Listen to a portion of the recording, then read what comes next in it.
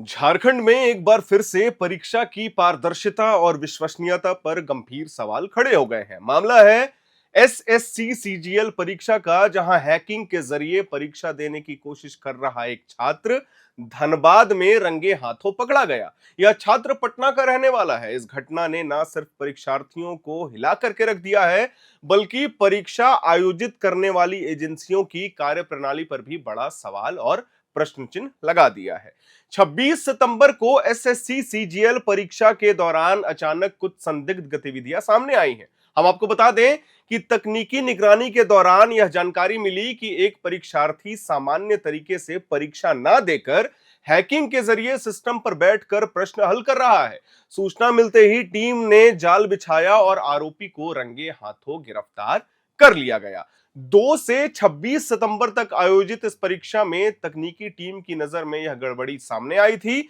जांच में यह सामने आया कि आरोपी परीक्षार्थी ने आईडी एड्रेस 4206035544 के जरिए परीक्षा सिस्टम को हैक कर लिया था।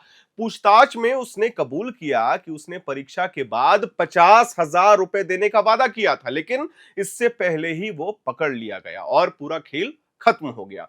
पुलिस का कहना है कि आरोपी अकेला नहीं था, बल्कि इसके पीछे एक बड़ा नेटवर्क काम कर रहा है। परीक्षा पास कराने के नाम पर यह गिरोह सर्वर हैक करता है और छात्रों से मोटी रकम वसूलता है। इस मामले में सिर्फ पकड़े गए छात्र के खिलाफ ही नहीं, बल्कि परीक्षा संचालन एजेंसी और यूजेंस कंपनी और सर्वर कंपनियों के खिलाफ भी एफआईआर दर्ज की गई है। यानी कि जांच अब छात्र तक सीमित नहीं रहेगी, बल्कि उन सभी लोगों तक जाएगी जो इस खेल में शामिल है।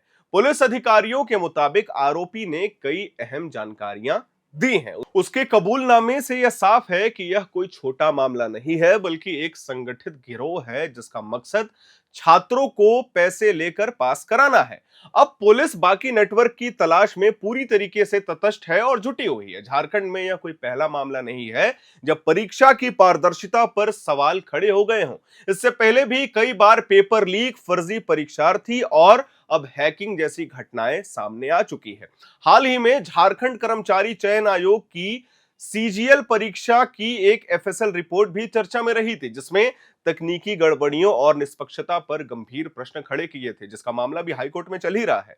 लगातार हो रही इन घटनाओं ने छात्रों के विश्वास को तोड़ दिया है।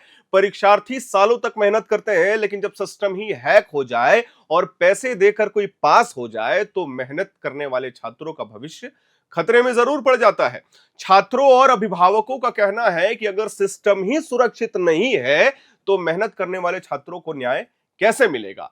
पहले पेपर लीक, फिर फर्जीवाड़ा और अब हैकिंग। ऐसे में यह सवाल लाजमी है कि झारखंड में परीक्षाएं आखिर कितनी सुरक्षित है। यह बहुत बड़ा सवाल है। लोगों का कहना है कि जब सरकारी नौकरियों में भर्ती के लिए होने वाले परीक्षाएं ही सुरक्षित नहीं होंगी, तो छात्रों का मनोबल टूटना तय है। इस पूरे मामले में परीक्षा संचालन एजेंसी और सर्वर कंपनियों पर भी गंभीर सवाल खड़े हो गए हैं। अगर तकनीकी सिस्टम इतना कमजोर था कि कोई आसानी से उसे हैक करके परीक्षा दे सके, तो फिर ऐसी एजेंसियों को जिम्मेदारी क्यों दी जाती है? पुलिस ने यह साफ किया है कि अगर एजेंसी और सर्वर कर्मियों की मिलीभगत सामने आई है, तो उन पर भी बड़ी कार्रवाई की जाएगी। हम आपको बता दें कि धनबाद और आसपास के जिलों में परीक्षार्थी इस घटना से बेहद आहत है। एक परीक्षार्थी ने कहा, जिसका सोशल मीडिया पे मैसेज भी वायरल जा रहा था, कि हम दिन रात पढ़ाई करते हैं, परिवार से दूर रहकर तैयारी करते हैं, लेकिन अगर कोई 50,000 रुपए देकर हैकिंग से पास हो जाए, तो यह हमारे लिए सबसे बड़ी धोखाधड़ी है।